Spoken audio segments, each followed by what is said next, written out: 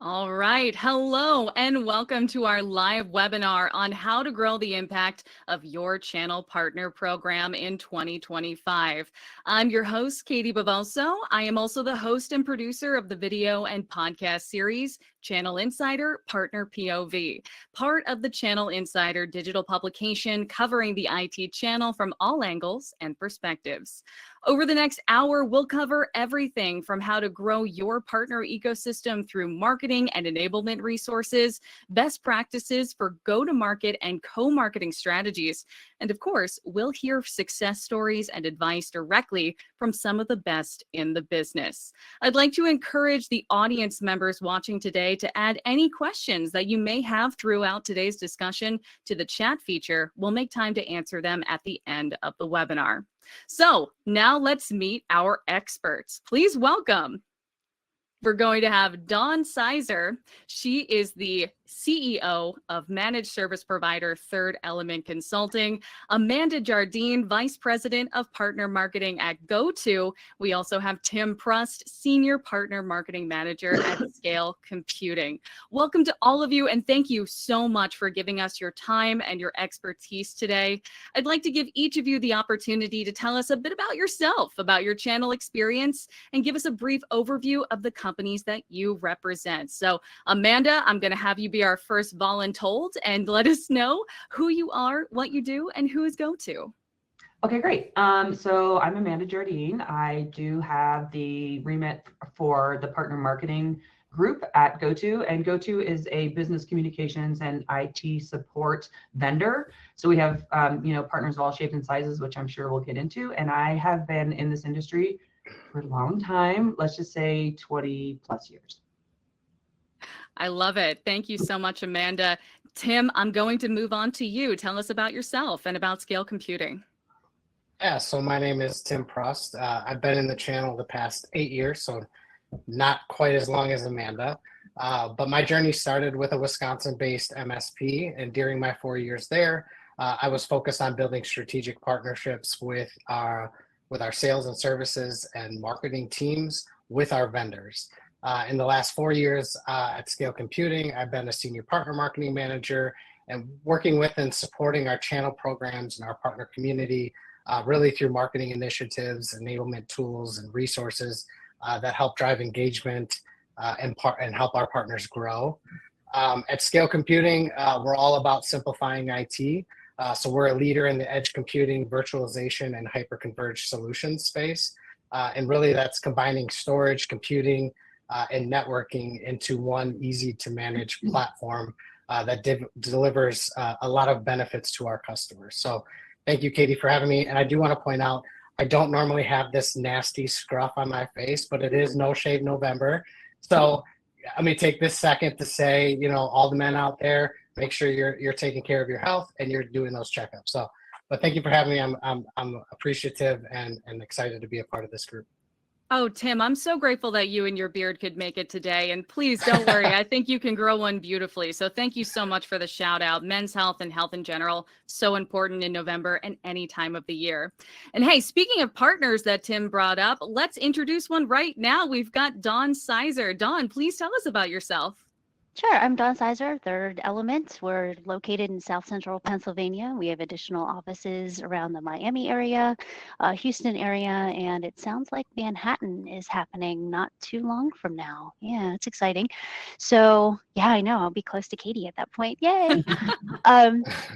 We're a standard managed service provider as far as that goes. We're 20-some people strong, and we are celebrating our 20th year in business in 2025. So we are super stoked for that. So this is not my first rodeo, and we've been around for a while. Yes, thank you so much, Dawn, and happy almost anniversary. So exciting. Thank you. You are so welcome. Let's jump into some questions today. I'd like to start with one specifically for our vendors, Scale Computing and GoTo. I want to first know who's in your partner ecosystems. What kinds of partners do you have? Are we talking MSPs, VARs, so on and so forth? How do you market to each of your solutions to those partners, depending on what kind of partner they are, if you do kind of break that up at all? Amanda, let's start with you. Tell me about your partner ecosystem and how you specifically market solutions to each of those partners, as well as the partner benefits? So we don't have enough time to go through all of that because we honestly at GoTo, we have partners of every size and flavor.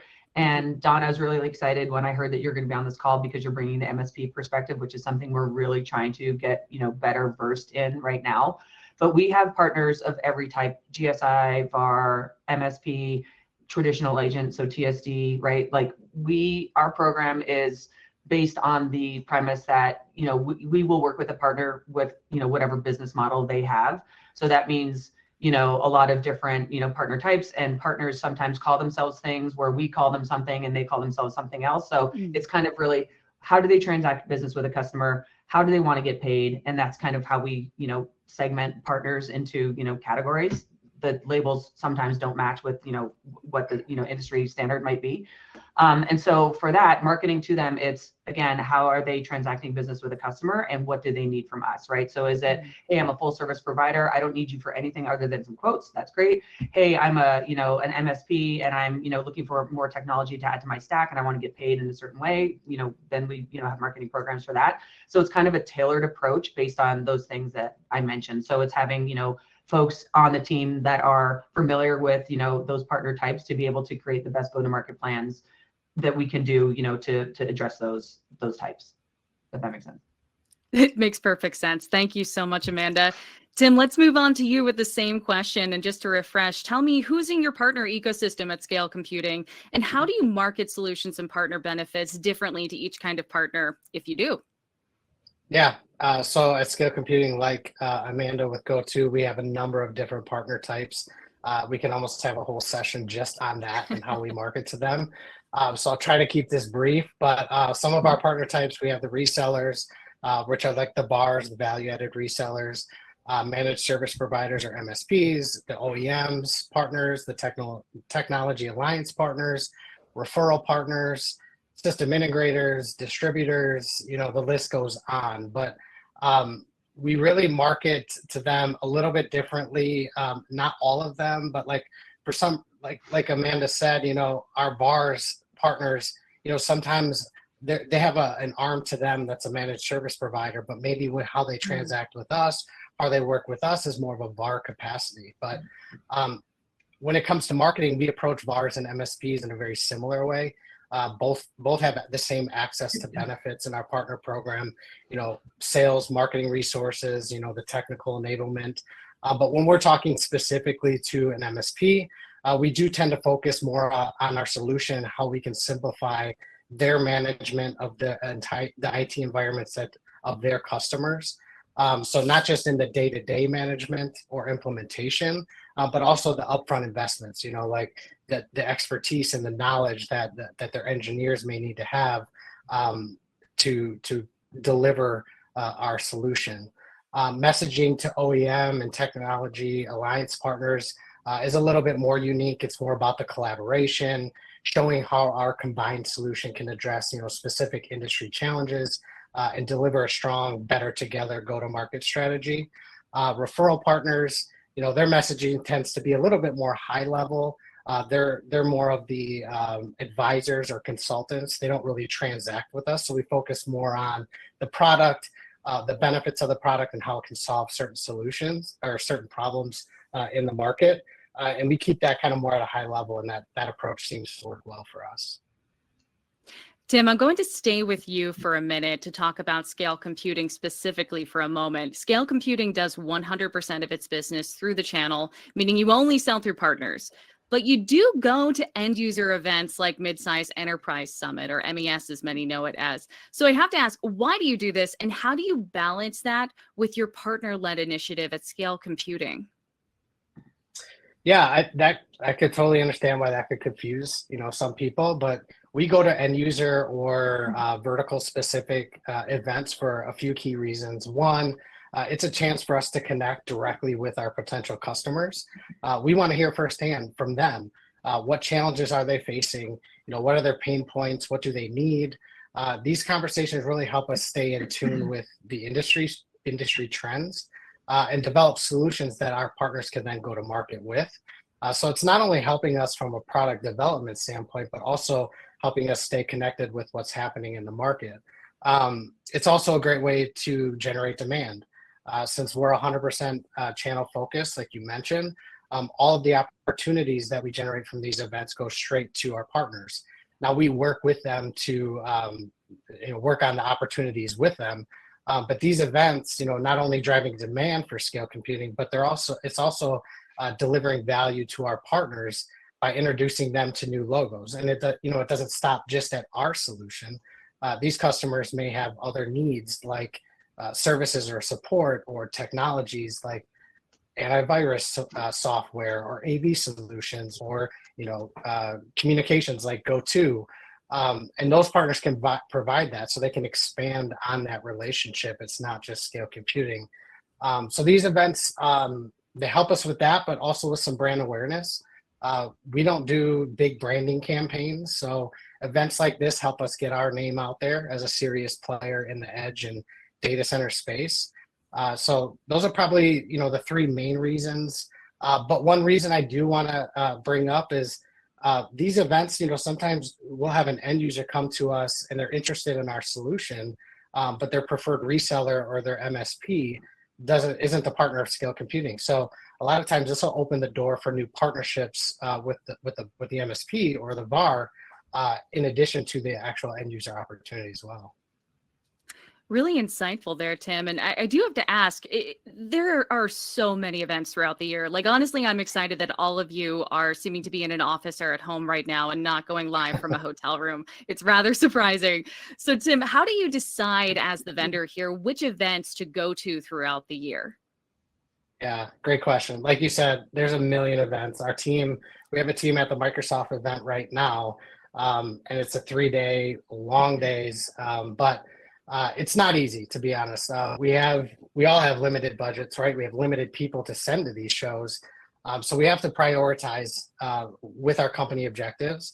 And some of the ways we do this, we look at, recent events that we attended in the past year, what has worked, which ones should we plan to attend next year, which ones have not worked quite as well, but also taking into consideration the market conditions.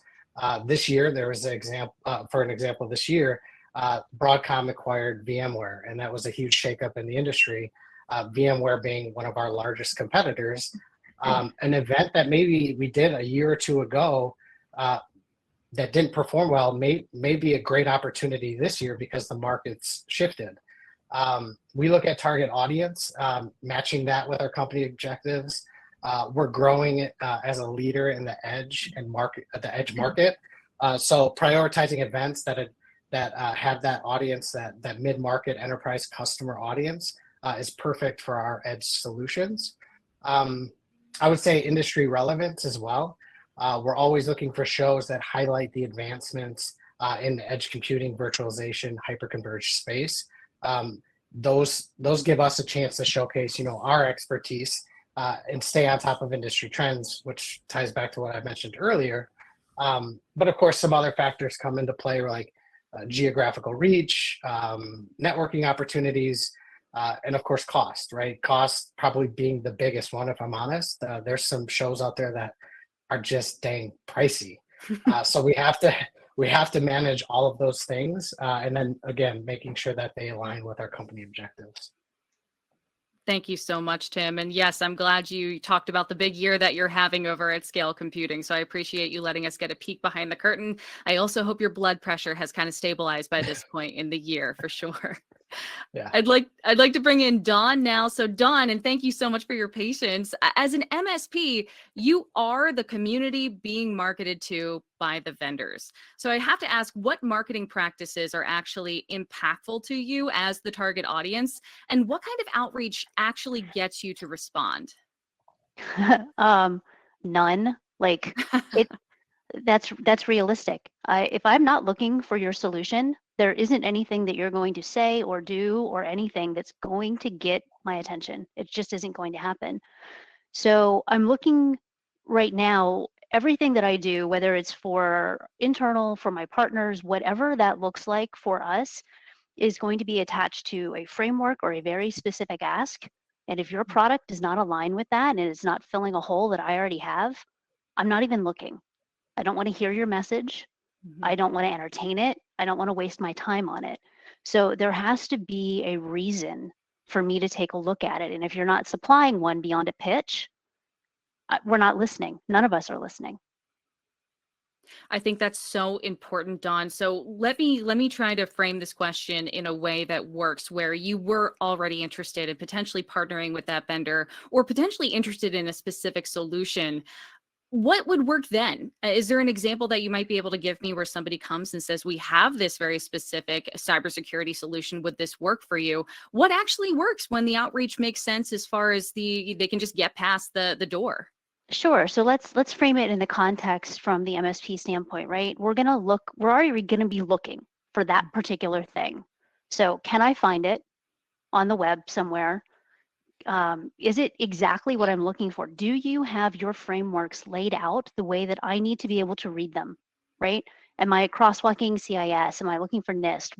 Where is that in my world so that I can understand exactly where you're fit, exactly the controls that you're covering, and the attestation statements that go around that, right? If that is readily available, then we're going to have a conversation. Until then, I'm not even going to book a demo. I don't want to talk to you.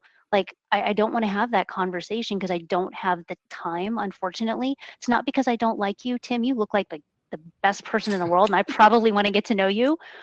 But until we have that little connection there of that is a thing that I need, and I can see that, I can research it on my own first. I'm going to have that conversation after the fact. And then it's going to be a very quick, is this true? Is this going to fill what I need? What is your price point? When can I get it? Right? And those are super quick kind of things. And then we're going to book a demo. If I can't get those things ahead of time, I'm not going to waste my time on a demo either.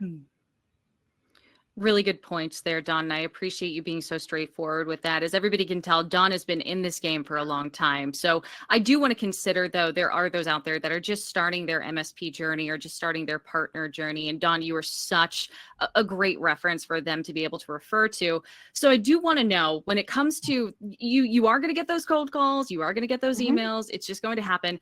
What does not work for you, and what would you like to see changed when it comes to those marketing from vendors or anybody at all, as far as a method that they try to take to get to you?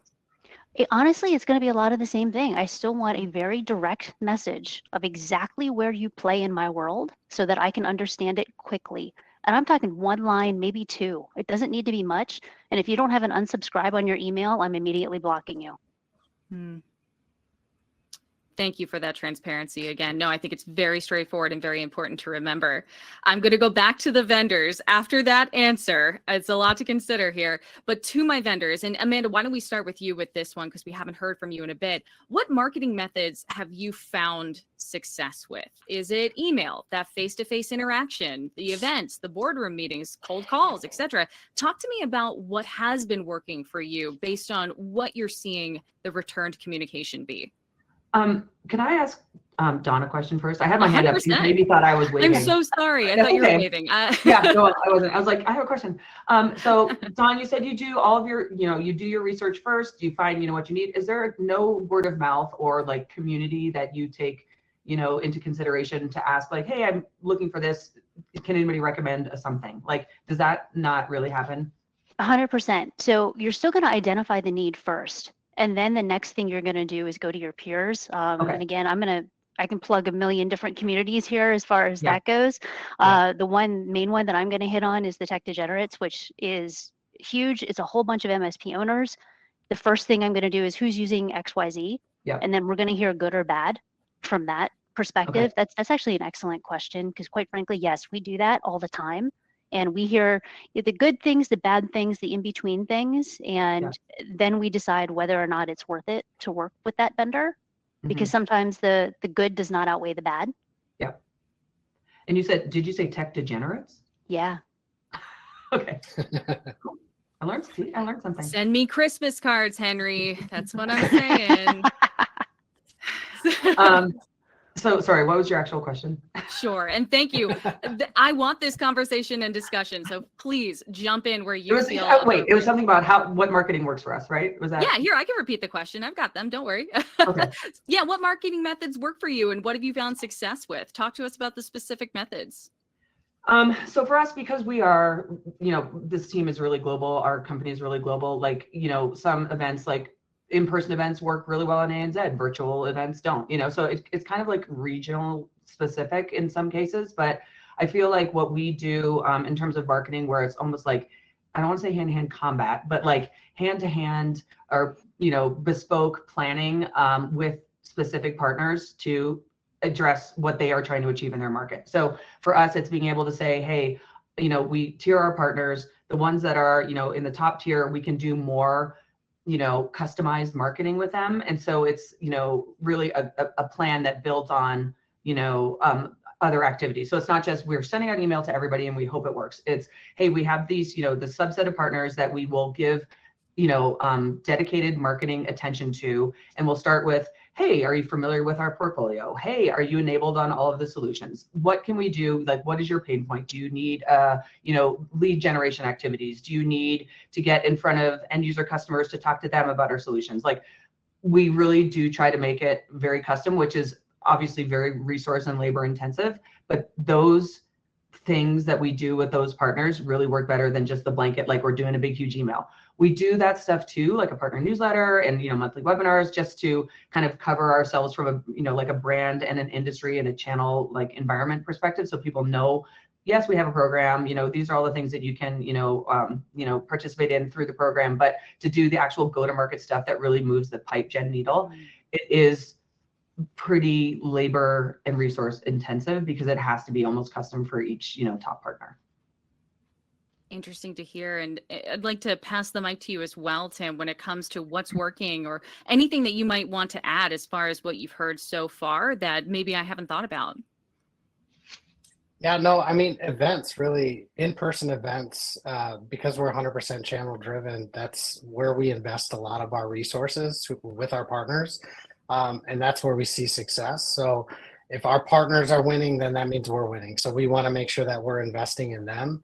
But we found the in-person events with our partners to deliver the best results, whether that's small, intimate gatherings like at a sporting event or a golf outing, or larger, like 300 plus tech shows, attendee tech shows that our partners put on. We just think that the face-to-face interactions is invaluable. It just doesn't, it's to build the relationships with our partners and their customers, just doesn't happen as well over email or Zoom. So in addition to that, it's not just about driving business growth at these events. It's also about nurturing and strengthening the partnerships that we have with our partners. Sometimes, when we're in town, we'll go on site and have a lunch and learn with the sales team, give them updates on some recent product enhancements, go-to-market strategies, those sorts of things, or deeper technical conversations with their tech teams or leadership team, strategizing, planning, business reviews, those types of things. So for the in-person events, it's really a win-win for us. They're great relationship building and enablement, but it's also solid driver for demand gen. So it's that combination that really keeps delivering strong results for both us and the partner. I think that really brings into the next question nicely, when we probably have already gone through it enough, but I want to know from our vendors how you're kind of cutting through that noise, because as Dawn said, it gets to a point where you just have to go, no, I'm not taking any of these because it doesn't make sense to begin with. So as far as considering how you're cutting through the noise, what works for you? And even if you say, we've already talked about it, but getting your story out there and above some of the other competition. I mean, especially in a year like you're seeing right now, Tim, how do you get through the noise? And why don't we just start with you and we'll go back to Amanda. Yeah, I mean, Dawn mentioned it, right? She's looking for one line. That's all when she has a need, she's looking for the one line, and then she's going to explore further if that speaks to what she's looking for. So which goes hand in hand with really what we've done this past year, and that's adjusting our messaging. So with the Broadcom acquisition of VMware, our biggest competitor, and how Broadcom has historically handled those types of acquisitions, we've had a huge opportunity in front of us to grab market share. So we've really shifted our focus in leading with scale computing as an industry leading VMware alternative. So that one line right there, if Dawn is in the market for a VMware like solution, that should speak directly to her, because it says one, it's cutting through the noise really. It says one, what does scale computing do? Well, if you're a VMware alternative, then they can kind of connect the dots right there out of the gate, because 99% of our target audience has to know what VMware does, right? We don't have the brand recognition that some of these bigger players do. So adjusting that messaging for us has been key. We've also shifted, some of the messaging on how we differentiate ourselves with our competitors a little bit more so and directly, especially in the channel. We're leading with those key differentiators, which directly talk to the pain points that MSPs and VARs are having right now when it comes to the virtualization space. VMware customers have seen really large renewal price increases we've seen 70% to 1,000%. What company can absorb that type of increase, right?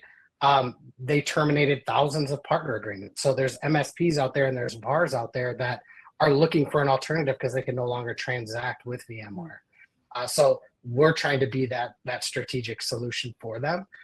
So I would say tweaking our messaging is really what is aligned with the market condition, is really what we've done in the past year to cut through that noise. And it's been paying off. I think year over year right now, we're at 120% growth in net new logos. So it was a risk, but it was one that we took, and we're seeing some good results from it.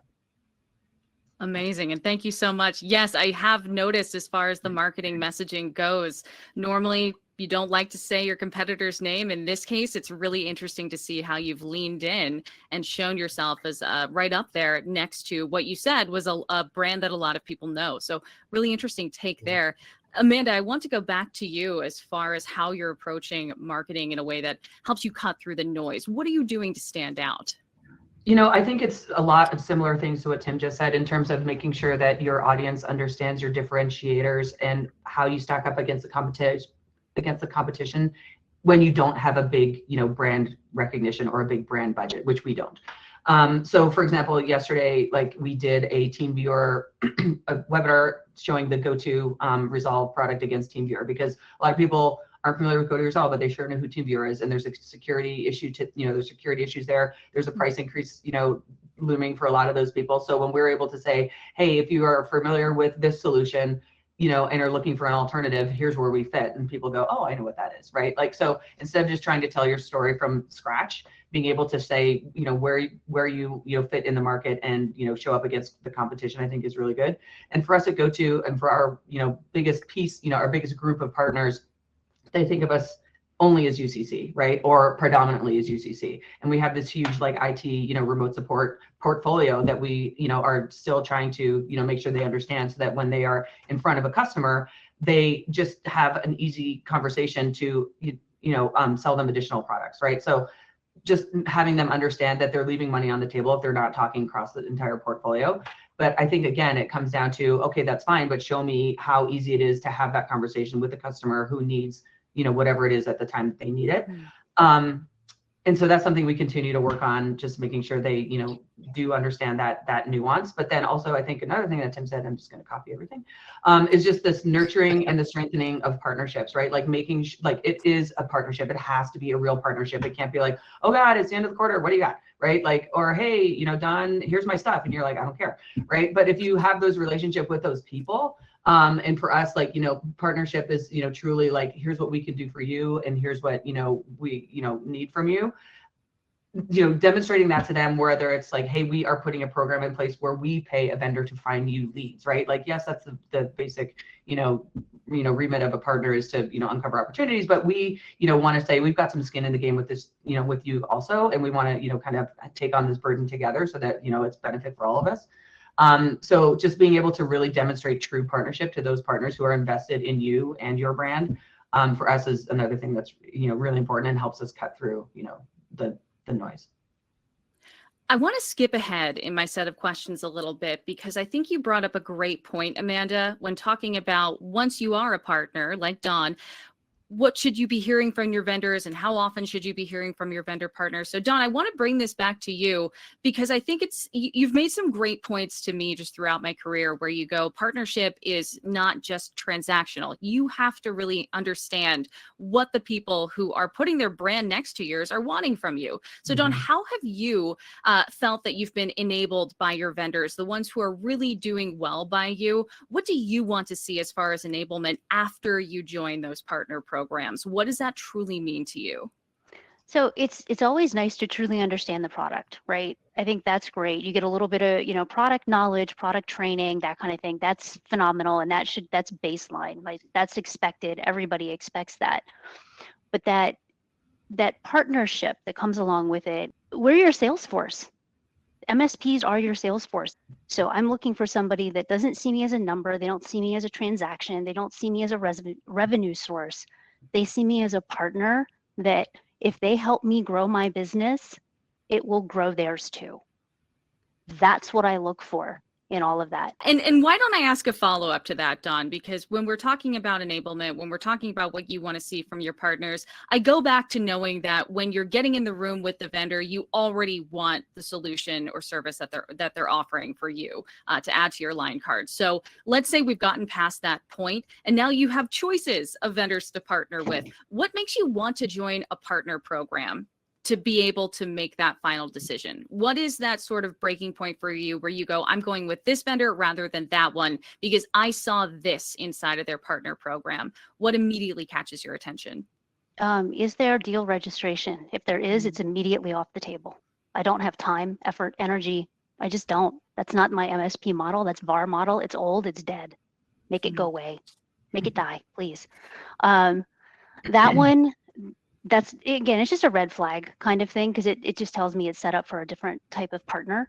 But the other one is, do they immediately want to onboard me the same way that I want to onboard a client? Is that the way that it looks? Are we setting up multiple touch points through the year at that point? Like, what is your business looking like? How can we help? What does this look like for us?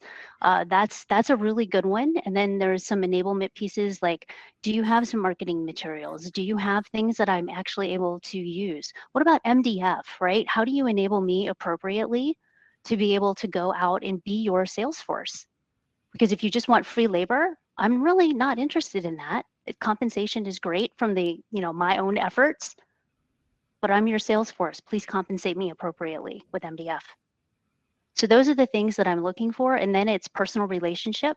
Do I have touch points within that organization? Do I have multiple touch points within that organization? Because if I only have one and I don't like them, what do?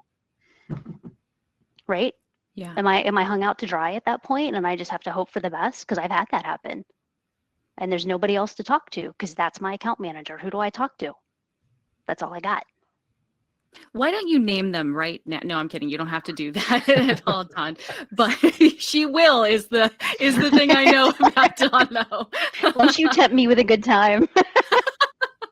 Dawn, can you expand on the deal reg? I guess having a deal reg process.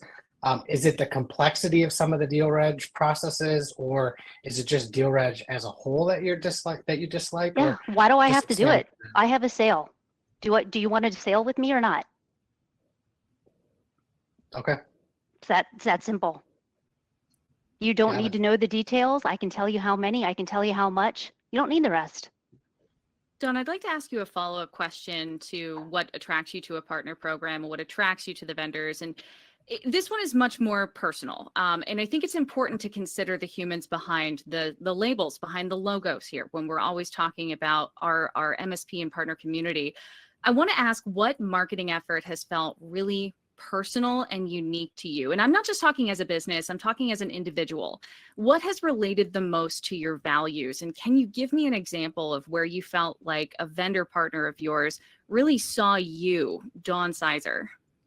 There's any number of them. I think once you create that personal relationship and you start to get to know people, whether it's your account manager, whether it's the folks that actually run the business, whatever scale that makes sense in that particular organization, you're going to end up with people that click, right? And see you for who they are and whatever that looks like from them. But one of the best ones that I've ever had was I have a phenomenal working relationship with Infima Cybersecurity, and they got to know me really well. My oldest son is autistic, and one of the things that they did was they had these really super cool like baseball jerseys that they put out for a lot of their partners. And I think they started out with like a nice blue one, and then you got your name on the back, and we were all part of the team, and it was awesome. And last spring, and I'm going to tear up, and I knew you were going to do this to me. I'm sorry. They came out with a jersey that's all puzzle pieces for, and they did it in March for Autism Awareness Month in April. And they did one for us and a bunch of other folks, and they made a beautiful donation to Special Olympics as well. So I think that pulls at my heartstrings every single time. I think it was a phenomenal way to honor a lot of really good things. So I was actually really excited to hear you talk about No Shave November. I wish that worked for women the same way. I mean, maybe it does. We don't see it as who knows. But I love the human side of things because there is that click that has to happen to really go forth and do business with other people and people that you like and you can find common ground with. Once you have that, better relationships happen, better selling happens, better ecosystems happen. And it can't happen without that relationship. That has to come first. I also want to follow up with that because Amanda and Tim, I don't want you to put you on a spot with a similar example to that stellar one. So I want to start this question with Dawn, and feel free to jump in if you'd like to say we have done something along that line. But Dawn, I want to know, knowing that there are vendor partner programs out there that are vast, how would you expect somebody to do that at scale? Knowing that a partner program could have thousands of people a part of it, what would still feel personal to you if they were trying to still do it at scale to show that human touch? Sure. I think you have to decide where this is going to happen, right? Around an event is super easy to do, and it's super easy to do at scale because you know who in your partner program is going to be at that particular event. And then if you're going to take it wider, maybe it's a whole year. And one, it's going to drive people to events, which is kind of interesting, especially your own partners, to get them there. And if you have strategic relationships with other vendors that are also going to be at that event, that is a great way to drive both engagement to yourself, to the other vendors, to do all kinds of really interesting things. So by all means, take a good look at doing something like that. And if you're doing it throughout other mediums, right? There's LinkedIn banners that you can do. There's all kinds of little tiny touches that make everybody part of that same team, if you will, if you're doing something along those lines. But I think there's a gazillion ways of going at it. It's just doing it strategically so that you can do it appropriately at scale and everybody feels like they're a part of it. And even if you're doing something that is community driven, No Shave November is a great way of doing it. Like, hey, we're doing this internally. Who wants to join us from our partner program? What does that look like? How do we raise money? How do we do that particular thing? And go make it happen. I cannot wait to tell Brent and Scott they're doing No Shave November next year, Tim. Oh my goodness. Brent might already be doing it. I don't know about Scott. But... Picture it didn't happen, Brent. We do have a couple of programs that we do. So one of them is called the Cupid Initiative. And that's literally like empowering our partner managers to have conversations or do events or, provide, gift cards or whatever to their partners based on not work things. So if somebody is, a charitable cause that's close to their heart, right? Like there's a budget and a program for you to be able to say, hey, I made this donation on your behalf. Or, hey, somebody's really into like, I don't know, some sort of hobby or whatever, right? And so it's kind of moving the conversation away from a work environment to say, like, I see you as a person, we talk to each other about things that are not work related. I have partners, right now that I have, relationships with where we have times where we're like, we are not talking about work. We're just getting together to do stuff. We're not allowed to talk about work, right? And so I feel like those relationships, so that when I do need, something from that partner, like whether it's feedback about something or a question about a product, they're always, like it's kind of like a friend group rather than a work group. And then we also do a partner appreciation week. So we take a week every year where we say, hey, this week is all about partners and just, honoring them and, giving free swag. And, we don't want anything from you. We just want to talk about, partnership and, what you enjoy about it and what we can do to make it better. So I think, those two things are, things that we kind of are able to do at scale. It's not as bespoke as, what Dawn is talking about, with specific charities, but it lets the partner managers kind of have that conversation and direct those a little bit more.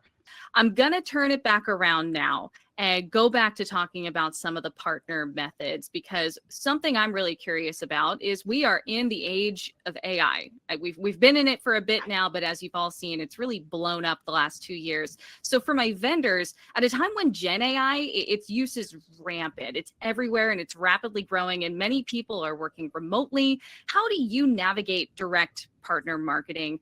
Knowing, and I'm talking this more about maybe you're using it, if you can't beat them, join them, or maybe you're working against Gen AI in a way that's really working. Give me an idea of how you're going about marketing in this day and age of Gen AI. And Tim, do you want to get us started on this one? Sure. I'd say we're probably like most companies in evaluating the impact Gen AI can have. But our content and corporate marketing teams have already seen benefit from this, but really it remains to be seen what the full benefit of what this type of technology can do for us as a business. But also we got to keep in mind the risks that are involved with it. We really don't know what we don't know at this point. When it comes to direct marketing, it's not really Gen AI focused. But a big move that we made this spring was launching a marketing automation tool in our partner portal. With the goal of was to make running co-branded digital campaigns easier for our partners, and in some cases possible for some of our smaller partners.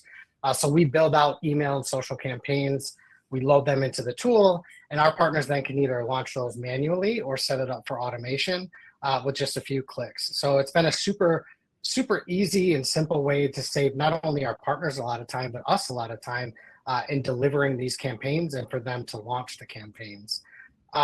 Another component of that is a co-branded microsite that partners can seamlessly embed into their own website. So it's fully branded, has all of their contact information in it, and it automatically updates whenever we refresh the content. So their customers are always seeing the fresh, relevant content that Scale Computing puts out. And it eliminates the need for them to have to maintain like a Scale Computing specific page or any other content, emails and so forth. So it's been a valuable tool for us, and especially for those smaller partners. Like I said, it gives them a professional and always updated marketing resource which requires, a little bit of effort on their part as the tool and ourselves, our team has been building a lot of that content. So it's been a game changer for us. A lot of partners have started using it to generate leads. So like Dawn had mentioned earlier, like what type of enablement tools do they have from a marketing perspective, also sales. This is another way of us investing in those partners to give them a tool, not only the campaigns, but a tool to deliver those campaigns. Amanda, same question for you. Whether it be you're using AI, you're working against AI in a way that's successful, just kind of ruminate on me of how that's being taken into consideration in your marketing efforts towards your partners. I don't have as much of an answer for that because we are, I think, we're the same as Tim. We're on the ground floor of it. We're starting to build it into the marketing communications and the way that we create those. We do have it built into some of our products, right? So like for, contact center or, virtual assistant or, taking, transcribing notes from a call like this, we have it there, but, in terms of how we use it for marketing, we're still kind of on the ground floor of that and validating the vendors and, starting to have relationships with some of them. I would say though that the technology advisors event I went to in Nashville, one of the great things and a plug for that event because it was awesome, but like one of the great things that came out of that for me was hearing how other people in the room were starting to build AI into their marketing, efforts, what tools they were using, what platforms they were using, which ones worked for, which scenario. Like, hey, if you want to create, PowerPoints, here's the one you need to use. If you want to create a blog, this is the best one that I found. For me, that was really valuable in helping, get in on the ground floor of this and see which ones are, kind of worth the effort. And did you do karaoke after the fact at the event as well? No, ma'am, I did not. Well, thank you very much for the plug on that. And yes, just to clarify, Technology Advice, the parent company of Channel Insider, we love them, and I'm so glad that you enjoyed that event. I know that was that's going to be a very successful remark to many. So let's go on from there, and I want to go back to Dawn for a moment, because this is obviously, like you said in the beginning, not your first rodeo. You are a content creator in your own right. You do so much, probably more than me. Don't tell anybody, but it is so important that I get your perspective about this, because you do a lot of webinars. You co-host a lot of webinars with your vendor partners. You do a lot of them on LinkedIn. You do a lot of them on their platforms. You speak a lot at events. So how do you choose who to do these joint efforts with? That's a really good question. And some of it is I've already vetted my vendors so well that, we're ethically aligned, we're core value aligned, we are completely in line with what we're doing. So there's not a vendor that I have on our line card right now that I wouldn't hesitate to do a webinar with because of that. So I think it's the vetting process. It's also the that partnership piece, right? How do I click with that particular vendor? Are there people there that I just do really well with? Some of the people I just have a personal relationship with. It's super easy to hop on a webinar and have a conversation, kind of like we're doing right now, because Katie and I have known each other for a couple of years, and it's super easy to do this. So I think that's a lot of it. When you're making good decisions up front, right? And you're vetting your vendors, you're doing the things that you should be doing to, put together a really good go-to-market for your own MSP or VAR or whatever that is, there shouldn't be a hesitation on who you're going to be able to go do a webinar with, because you have the relationship, the partnership is already there, they're already completely vetted, you know how the product works. Like, where would the issue be? I'm not sure where you would have that issue, right? Really good point. Yeah, sometimes the best choices are the easiest ones to make, and Right. you're making the right one when it's easy. A Exactly. really good point there. And then it's just time. Like, do you Yeah. have the time? Do you have the Yeah. time? Like I said, I'm really happy none of you are in a hotel room doing this right now. Doesn't mean we don't have time. Exactly. So knowing that we are coming to the end of our time together, and I do want to go to the Q&A shortly, I do want to get into some best practices and hear some success stories as far as, can you share with me an example of a scenario in which, we'll start with you, Tim, because I've got it written down, Scale Computing and a partner collaborated on a joint go-to-market or project or campaign effort that was meant to show how you deliver the best experience to your customers. So what I'm looking for is an example of how you as the vendor and the partner of choice were able to show the customer at the end of the day how you're able to do the best business and deliver the best outcomes together. Tim, would you like to get us started? Sure. Yeah. I mean, to go off of Dawn's comment on webinars, I can think of a few examples there, but one in particular that stands out was with a partner that is heavily in the K-12 space. We worked with them on doing a webinar. We built out the messaging with them. They're the experts really in the K-12 space. We're more of the experts in the technology of our specific solution. And so working with them on delivering, building the messaging, the content, the slide deck, and so forth, and then having them deliver that to their customer and prospect base. We co-presented the webinar, we provided the demo. We're an extension from them, at least at that point. What do you need from us to help deliver this? But we ended up with, over 75 attendees on this specific webinar. That generated 1.5 million in opportunities that they ended up closing 50% of those within 6 months. So, I've seen similar, successes with other partners in doing webinars, but we've all heard kind of this, people are webinared out, and maybe this isn't as so much relevant now. I still do hear it, but you have some partners that want to try something different, which is all great. Like, we do a lot of different things, but while I get, where they're coming from on that, having run a lot of webinars, but I think something can be said with the people that still show up to those webinars, watch it all the way through. I think that can lend itself to people that are at least more interested in your topic or what type of content you're delivering. So I think that's worth keeping in mind. But Webinars, we've had some great success with those, and in particular this one with a K-12 market. Thank you, Tim. And Amanda, same question to you. Do you have an example in which GoTo and a partner were able to partner together, using that word a little too much, I suppose, partner together to show customers how you're able to go to market together and really succeed in business? You can never use the word partner too much, maybe, just so you know. Yeah, we have one right now that we are doing. This isn't the first one, but we have partners who bring us into franchise opportunities. So the partner has a relationship with, you know, a significant franchise. They allow us to talk to those franchisees as customers, and we create that message obviously together because they're the one that has the relationship there. So it's, you know, in the case that I'm thinking about that we're doing right now, it's kind of 4,000 locations. You know, we start with an email campaign. We use the list that the partner, you know, brings us into because they trust us to have that conversation, you know, with the customer in, you know, with a co-branded message from them.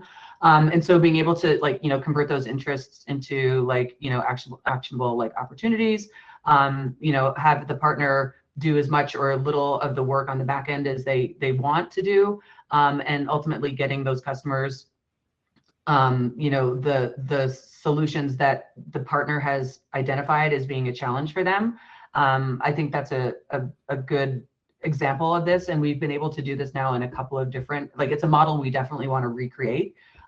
So in this case, we're just really grateful to the, you know, to the partner for trusting us, you know, to have that conversation and bringing us in and allowing us to, you know, address that, you know, that market. Thank you, Amanda. And knowing I do want to get to some of these Q&A questions because we've got some really great ones that I've seen come through the pipeline, I want to ask one more question, and maybe we can keep this one fairly short. It's about best practices for 2025 and just what comes to mind when you think about partner marketing in 2025. What's one thing that you would advise the audience out there to build into their strategies as far as going forward in rebuilding or building up that partner marketing strategy? And you know what, Dawn, I know obviously you're not the vendor partnering in this case, but I want to hear your first best practice, because if it's like, don't reach out to you and say fluff, that is a really good thing to say. Don't pitch at me. Tell me something that I can build my business off of. Like, it will make you stand out. One of the best things I've ever seen was a vendor partner came into a boardroom at an event and said, this is who we are, this is what we do, and then taught us how to do something completely unrelated. I remember that from 2 years ago, 100% do that. Like, it's great. I know who you are. I know what you do. Now teach me something where I can go make my business better. And it's the same thing that we do to try to attract other people. Like, hey, this is who we are. This is what we do. I can see you're trying to do this over here. So here's a really helpful guide that we've put together just for that particular thing and has nothing to do with IT. Go. And that's how we build partners. Amanda, I want to go back to you. One piece of advice you would say to the vendor audience out there when you're looking to build your partner program in 2025 and you're marketing to that audience, one best practice you would advise? Honestly, it's going to be AI, and I know that's cliche, but for us, like with budgets and people, you know, really strained, AI is going to, like, today I had to write a thing for an incentive and I was like, hello, ChatGPT. Like, I really just feel like that's going to save a lot of people, you know, cycles and, you know, take some burdens off of people that, you know, may have been struggling to, you know, do some what we consider easy tasks through AI. So I would just say, you know who those vendors are, get familiar with that landscape, because it's really going to save people time and money. Tim, same question. Take it away. I mean, aside from, you know, just taking risks, pushing the boundaries a little bit, just with anything that you do, you're going to be surprised at things that work and things that may not work. But the things that don't work, it could be just as valuable as the things that do work and what you win at. Specifically, though, I would say probably events. I mean, we've been talking about partnerships and relationships so much. Get out there in person and visit your partners, right? See them face to face, build the connection. Like Dawn is nodding like a bobblehead. Yeah, get out there, visit your partners. It can be time intensive. It can be costly to get everybody out there, but it's going to pay off. It's definitely going to pay off. Honestly, just be authentic. If you can't get there in person, just be authentic, and that will work just as well. Mm-hmm. I'm going to go right into a Q&A question. And Don, I actually think this one is aimed right at you because this is from Jean. And Jean, thank you so much for supplying that question to us. You gave a really good answer. It's a little long, so I'm going to go right to the question. My question is, how are the MSPs and resellers trying to grow their businesses? Is it word of mouth? Are you email messaging, local events? So I believe he wants to know, Don, how are you working to grow your own business as far as the CEO over at Third Element Consulting? It's a little bit of all of that, right? I think you have to look at it from a multi-channel perspective and try to figure out, where your audience is, what they're looking for, how you can possibly attract them. Because I got to tell you, being an MSP is hard. It is really hard, and the cycle is long. It is so long. It's like it can be 18 months to 2 years to pull a new client in, depending on what the situation is, what their contract situation is. So there's all kinds of different ways of going about this. I mean, one, they have to know who you are. They have to know what your brand is. They have to know, what they're getting into with you, as opposed to, who they're using now, or if they're using somebody, what the pain is and the switching. And there's all kinds of things that you have to get into to get them to even turn their head a little bit, but to actually get them to turn fully and engage with you. It takes a long time. It takes some money. It takes a lot of phone calls, a lot of meetings. It takes a little bit of everything to get going with that. So it is word of mouth. It's who your happy customers are. They're going to bring you some leads as far as that goes. It is your own clients expanding into different areas. If they're expanding into different areas, own that supply chain, right? You want to own the entire supply chain that your really good clients are in. So find out who's above them in the supply chain, find out who their clients are, who they're buying from, and own the entire thing. Get referrals into those, get introductions into those, and that way it's a great way to grow your business in a particular vertical. And then as far as the other part of that, as far as getting leads from other places, that would be fantastic if my partners would pass me leads, but because they are channel focused, they're not getting them in the same way that some of the other folks are that aren't particularly channel focused. So I think there's give and take into some of that. I don't necessarily expect that leads are coming unless somebody's coming directly to them. And then, we hear a lot of it, well, we have top tier partners and they go to them first. Well, then we have to, we're going to look at who our partners are if that's the case. So I should, for due diligence, because you mentioned leads, there was another part of Jean's comment that Jean is like, please ask this part. I understand. I want to make sure I ask it. It's not so much a question as a statement where he says, we have actually provided leads to our channel partners and many don't have the bandwidth to follow up with leads. What goes through your mind when you hear that, and how can he take any advice you might have to be able to make that easier on his partners? He's 100% right. Unless we have a real sales force or a marketing team or something like that, chances are we're outsourcing either all of that, or I'm doing it, or the CEO is doing it, or whatever that looks like. And we can only do so many things during the day. And you have to understand that of the 40 to 70,000, depending on what number you're looking at, number of MSPs there are in the United States at any given time, only a certain percentage of them are even profitable. And only a certain percentage of them are above a certain size.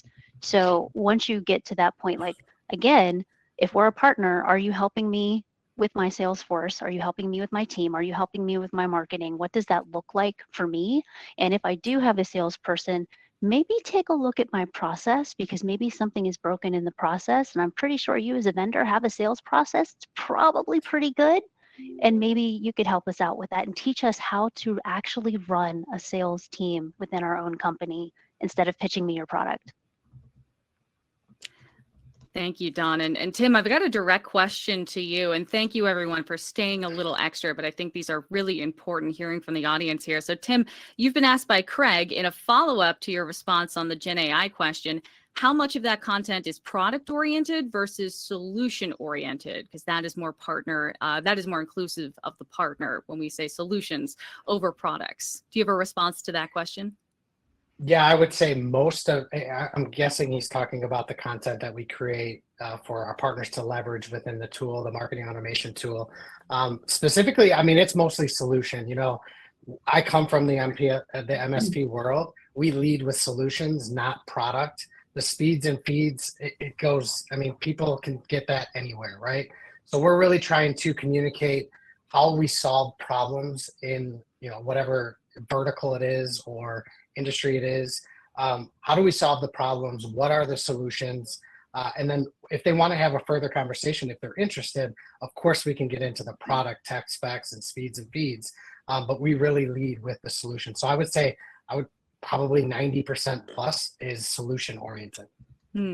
Good to know. Good to know. And Amanda, I do have one for you as well, an anonymously submitted one. Do you have any examples of a partner who might have been inactive with you for a while, but you were able to get them engaged and excited to do more? What kinds of tactics did you use for that? Pretty direct and pretty on the spot. So if you don't have a direct example, some ideas of how to get partners re-engaged that have maybe been asleep for a little bit would be great. Yeah, we do. So we have, first of all, we have a BDR team that will reach out on a regular basis to those folks who are, maybe inactive or less active. And then we also have some incentives where we say, hey, if you haven't, done, any go-to, if you haven't had any go-to opportunities and, the last 6 months or 12 months or whatever it is, hey, we're doing a first-time sellers incentive. So, and that's also good across our portfolio because we have people who are only doing UCC and they are missing the opportunity on the IT side. So we say, hey, the first time you close a deal for, a product that you've never done before, or if you haven't done anything with us in the past, here's an incentive to, get you thinking about, go-to first. So, just being able to, provide them some incentive to be able to, take a look and try it again if they haven't in a while, or if they never have, is something that does seem to work.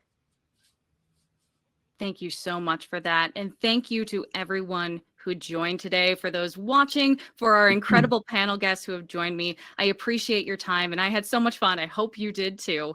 And I would just like to say to everybody watching, thank you again. And you can find more IT channel news and trends on channelinsider.com. We also encourage you to join us and join our community on LinkedIn. Please come and take a listen to Channel Insider Partner POV, which you can also find on the site. I sound and look like this. Look for those pictures. Dawn was actually featured in last week's episode. So if you'd like to hear more of her hot takes, we have plenty of those. And if you need help building your marketing strategy in 2025, reach out to us at Technology Advice. You can contact our VP of Channel Sales, Dana Sell, at dana.sell. Yes, that's SELL at technologyadvice.com. Thank you so much again to our guests today. Thanks to you watching. I'm Katie Boboso, and thank you for joining us.